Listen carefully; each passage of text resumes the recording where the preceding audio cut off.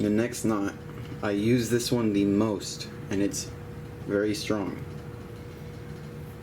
This is the Uni Knot, very simple. So you get your braid, right here. You put it over like that, and you make a loop with your mono.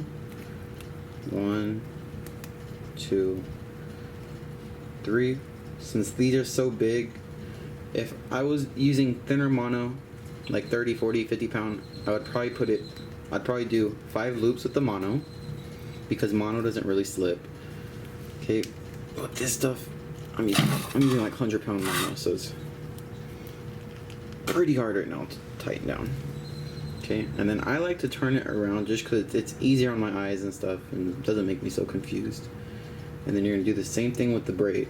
With the braid, I would do it at least 8 times. Okay, for this case, I'm doing it 3. So you do the same thing with the braid on this side,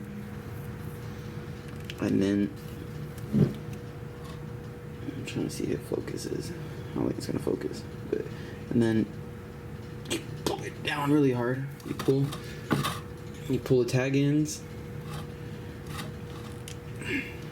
and then if you pull the tag in on the mono, it would look a little prettier, but you get that, and it's a very strong knot.